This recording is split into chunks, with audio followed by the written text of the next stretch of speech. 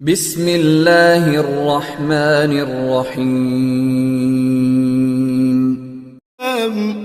جميل الشيم شفيع الأمم صاحب الجود والكرم، والله عاصمه وجبريل خادمه والبراك مركبه والمعراج سفره، وفوق سدرة المنتهى مقامه، وقاب قوسين مطلوبه والمطلوب مقصوده والمقصود موجود.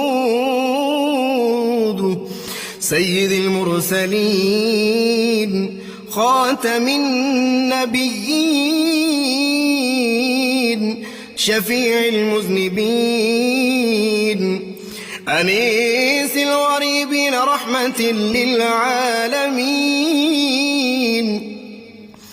راحة العاشقين مراد المشتاقين شمس العارفين سراج السالخين مصباح المكرمين، محب الفكراء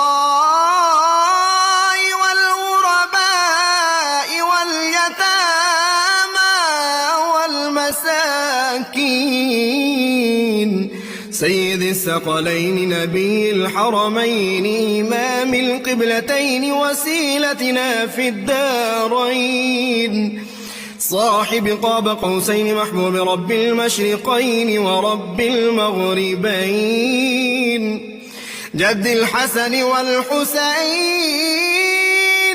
مولانا ومولى الثقلين، سيدنا أبي القاسم محمد بن عبد الله، نور من نور الله.